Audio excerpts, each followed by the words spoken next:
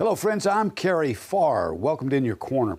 Our guest today is an amazing woman with one of the most incredible stories, I should say testimonies of faith in Jesus Christ that I've ever heard. You do not want to turn that channel. You want to hear Sherry Damron's story. Sherry, welcome to In Your Corner. Thank you for joining us today. Thank you, sir, for having me. Yeah. So take us back and tell us a little bit about the troubles and the issues that you faced as a child and where it took you.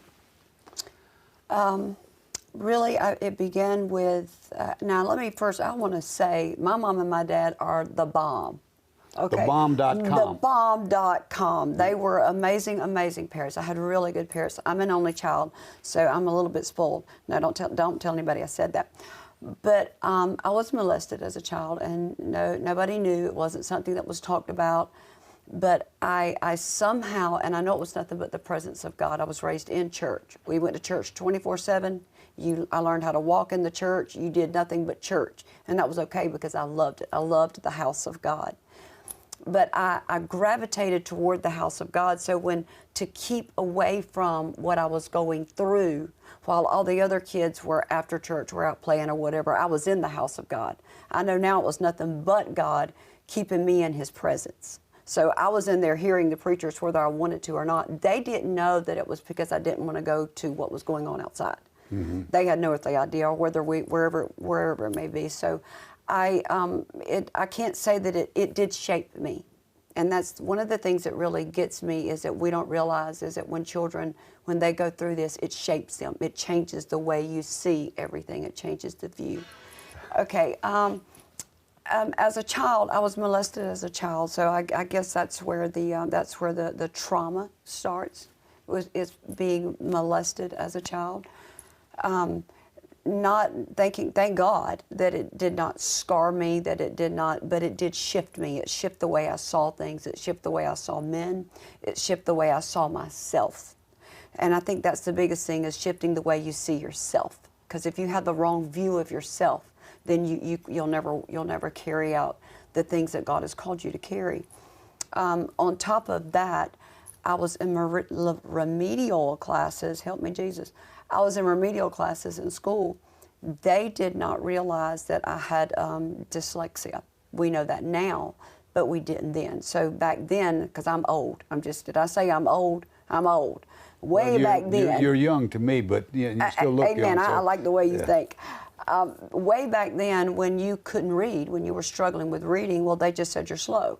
So I got stuck in remedial classes and just kind of went with it because I didn't know any better. So then that causes you to be made fun of, and that causes you to feel less than. I'm already dealing with everything else I've been through, and it causes you to feel like you're never going to amount to anything. I was always tall and skinny and always liked big hair, and I've always liked cowboy boots, and I was country when country wasn't cool. Trust me, that's me right there. They used to call me Sherry Mandrell.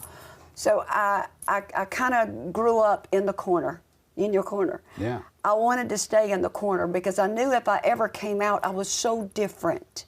I was so different. You know, I love the way that God makes us different for a reason. Mm-hmm. But because of the things that had happened to me, different was not good at all. I just wanted one time just to fit in. If I could just fit in. I wanted not to have to be scared to death and throw up just because they asked me to stand up and read a little verse, because I knew I couldn't read it. So they just say you're stupid. So I really think my mom and my dad paid for my diploma, pretty sure of it, because there's no way I got that diploma without mom and daddy paying for it.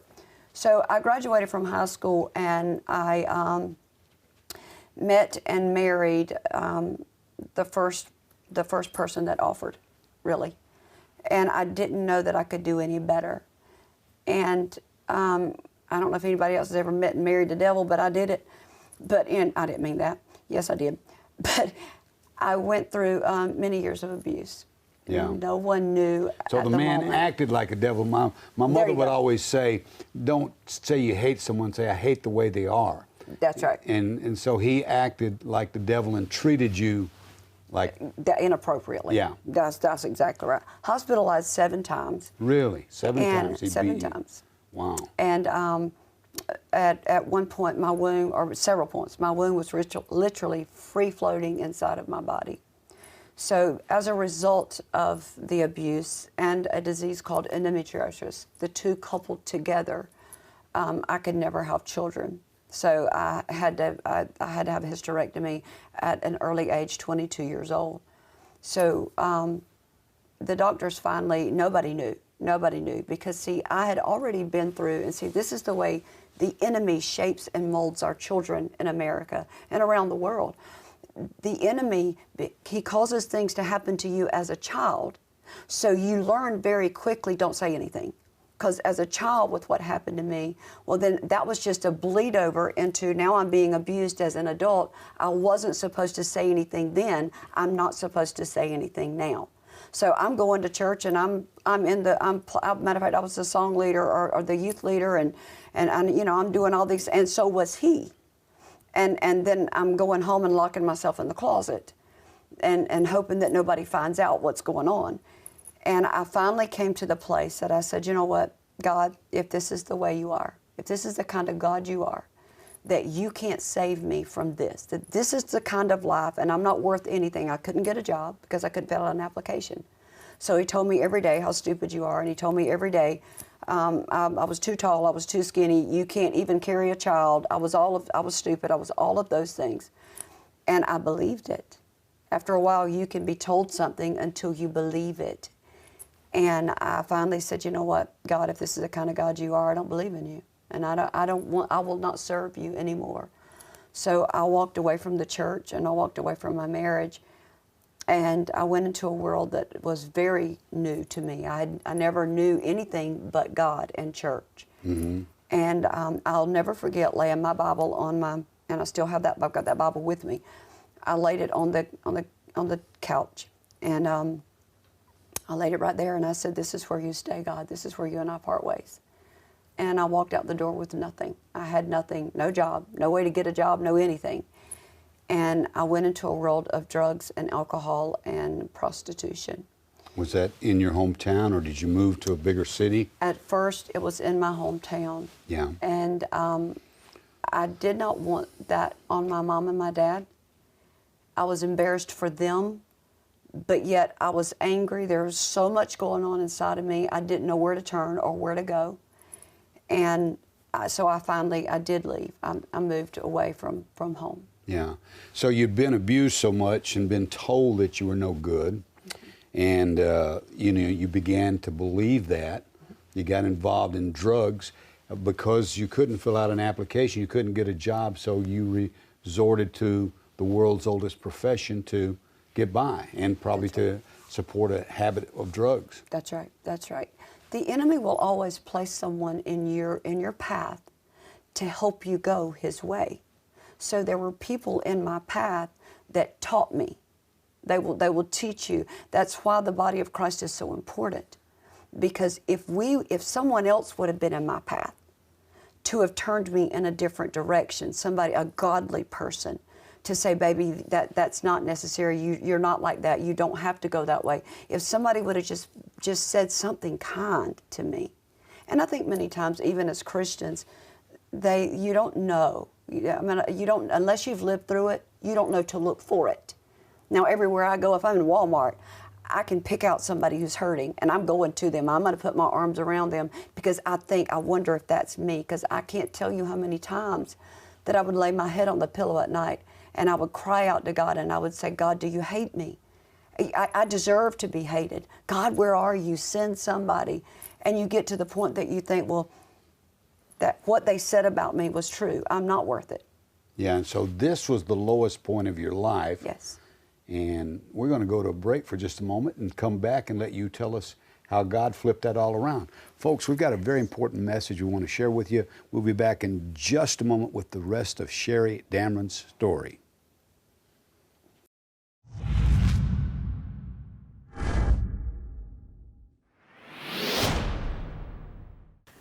Folks, there's an old song that says, "Come unto me, I will give you rest." And I don't know about you, but a lot of times I need rest. And there's a rest that is perfect. And Jesus tells us in his word, Matthew 11:28, "Come unto me, all ye that labor and are heavy laden, and I will give you rest." And maybe you don't know how to come unto him, but it's really easy because he's always there. He's always waiting. He always cares. It's not hard. You just talk to him. You just tell him, "Jesus, please forgive me of my sins. I need you. You are my Lord. I receive you into my heart. I believe you died for me and rose again. And I thank you with all of my being. Please, let me be your child." And he will do that because he is there ready and waiting. And he wants all people to come to him. Will you do that? Just confess and believe. And you will receive his love, his peace, and his rest. And when you do that, will you please let us know? We'd love to celebrate with you and receive you as a family member in God. And call us or contact us at the number on the screen, 615-415-0504, or email kwpharr@gmail.com. God bless you.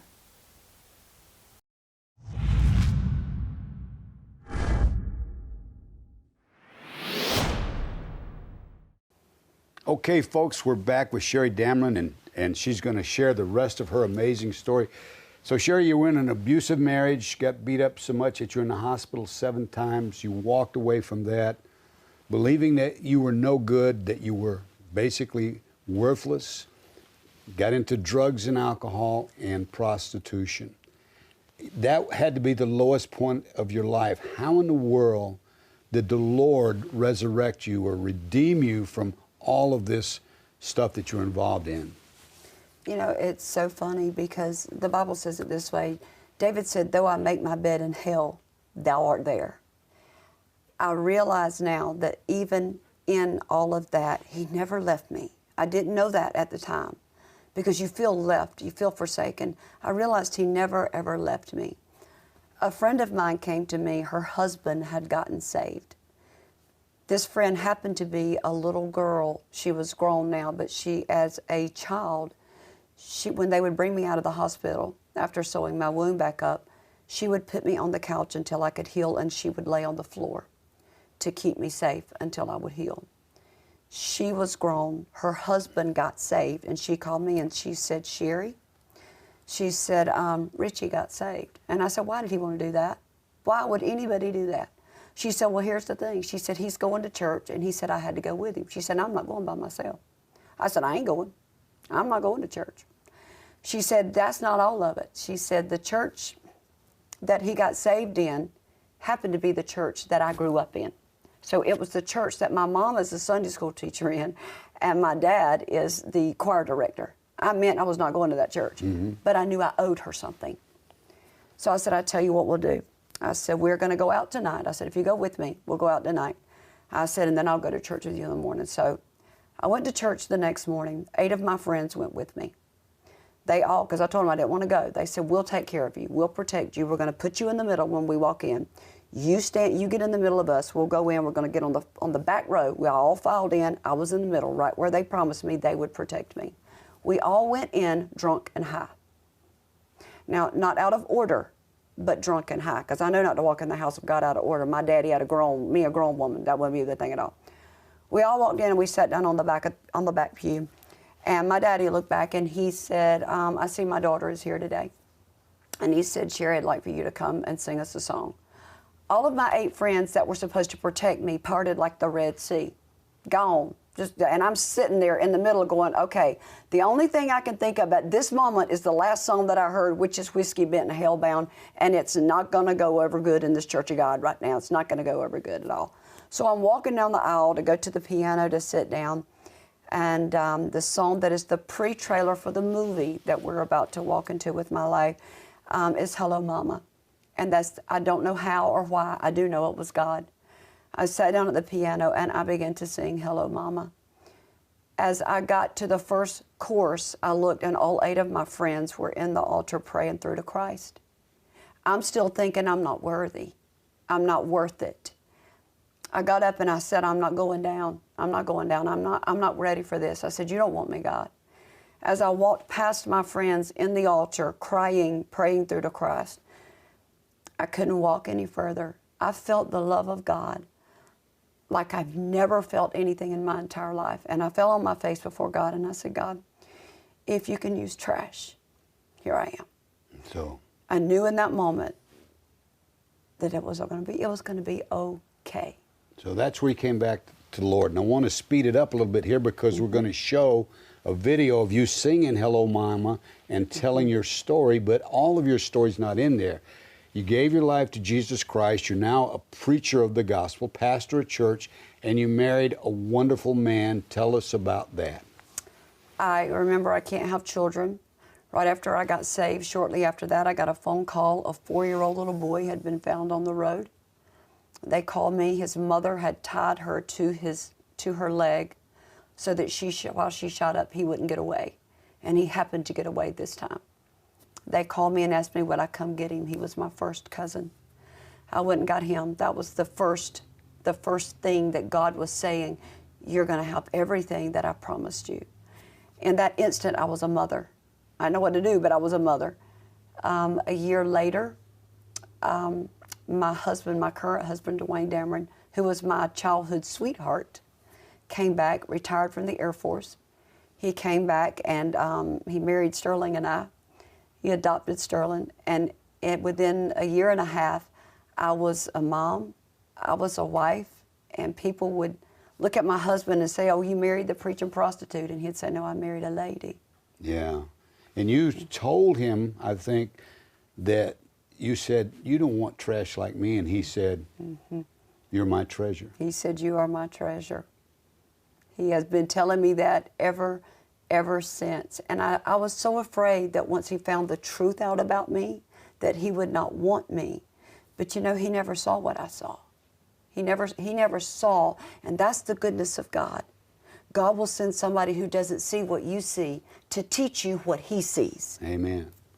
Yeah, so, you know, life hasn't been easy. You and him have been married, what, 16 years. 16 years, and he is going through some illness now, and we want people to pray for your husband, Please. Dwayne, pray for his healing. But God has taken what the devil took away from you and restored everything that he promised you, and so now you're getting ready to produce a film about your life story. Tell us a little bit about that. Yes, it just came out of nowhere. You know, I couldn't read. My husband pushed me to write a book, and Hollywood got a hold to it, and then it just one thing went from here to the other, and I ended up preaching on TV, and the next thing I knew, they're writing a movie about my story. So we're in the process of that, in the process of financing that, you know, getting the finances for the movie and casting and moving forward. So it's... And what's the movie called? Undone. Undone. And you have a book. So if somebody wanted to connect with you, give to your ministry, or help you produce this film, how would they connect with Sherry Damron? SherryDamron.org. SherryDamron.org. And then we're going to play a video that basically is a small presentation of your life story. Yes, sir. Yeah. Yes, sir. Well, before we go, we've got about a minute left. What would you like to say to our audience, Sherry? I would like to say that I don't care where you are, how broken you are, how far you've fallen, you are worthy. You are treasure. And God's got you right in the palm of his hands. He will never leave you nor forsake you. His thoughts towards you are that of good and not of evil, to bring you to an expected end. So if you're going through circumstances like Sherry did, go to SherryDamron.org, you know, and reach out to her. I'm sure she would love to minister to you. She'd love to hear from you. And it's amazing how many people are going through circumstances just like hers, and they can't say anything, you know. But I want you to stick around and watch this video. She sings the song that she sang in church called Hello Mama, and it's a depiction of her life in 7.5 minutes, and it's going to bless your heart. It's going to bless your soul. It's going to encourage you. If you're so down so far that the only way you can look up is to see bottom, I want to tell you this story is going to encourage you and help you get through. So watch this video, and if we can help you, contact us at inyourcorner.info or go to sherrydamron.org if you want to help. Sherry, thank you so much for being on the program today. Thank you, sir. Yeah, and folks, we'll look forward to seeing you again next week, but stick around and watch this video coming up right now.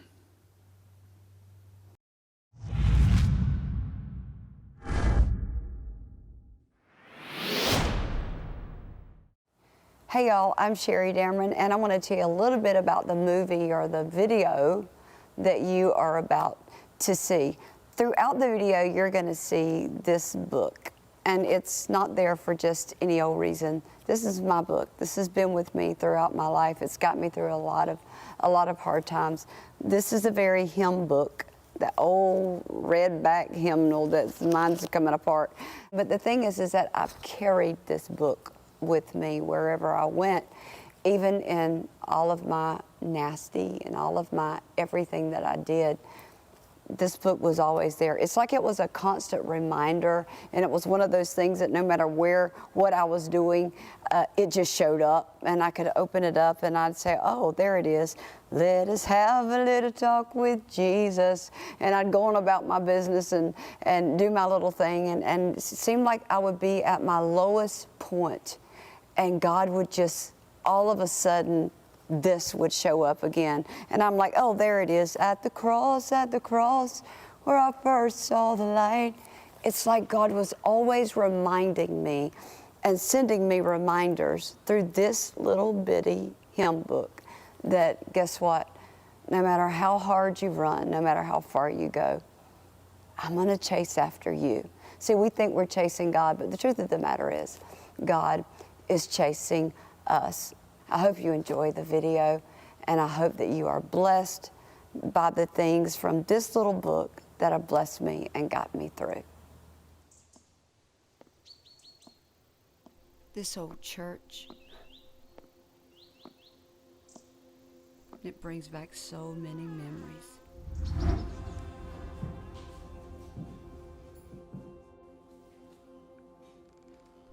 This hymn book,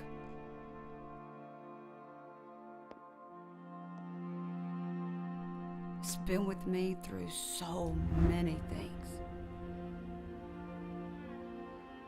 The stories it could tell. Some memories are good memories.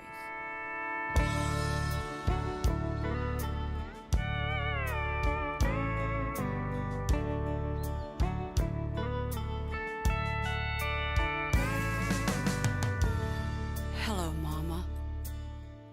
I just called to tell you. Ladies and gentlemen, those tears someday I will be a big star. 'Cause you ain't woman enough to take my man. 'Cause something happened, Mama. But not all memories are good memories. And I thought you should be the first to know that I'm not the same. And all those dreary days are over now. Those sleepless nights are past. And all those prayers that you have prayed so long, they're answered now at last. 'Cause I'm not the girl that I used to be. Like Mama, you can sleep tonight, 'cause I have found Jesus. Now everything's all right.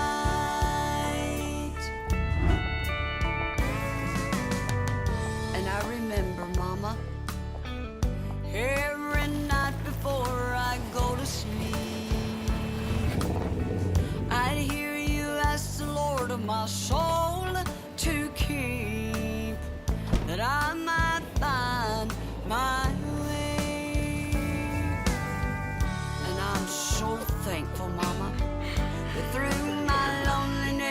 and wasted years. Your prayers kept ringing in my ears every night and every day, and all those dreary days are over now, and those sleepless nights are past, and all those prayers that you have prayed so long, their answer now lies.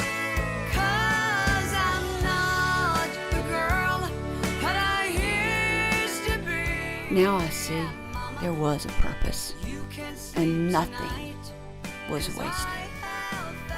Now I understand that his thoughts toward me, they are that of good, not of evil. Because he was intending to get me to an expected end.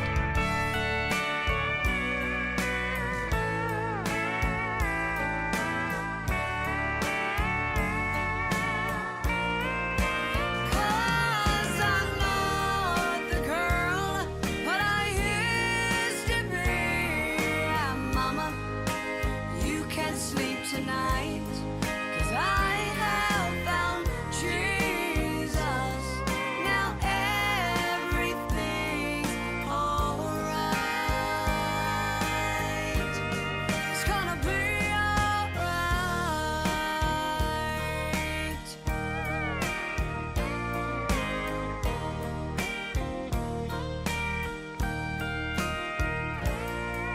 I am undone. I realize how worthless and how useless and how small I am in the sight of a big God. But then I keep reading in the scripture, and I realize that what he said is that your thoughts towards me are that of good and not of evil, to bring me to an expected end. I realize that he created me just to love me. He created you just to love you, because he's that kind of God. And that's when I understand that I am undone. But because of his righteousness, he takes everything that I am not, and he makes me in his image.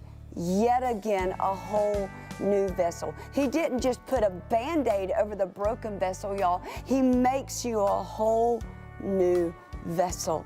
What an amazing God he is.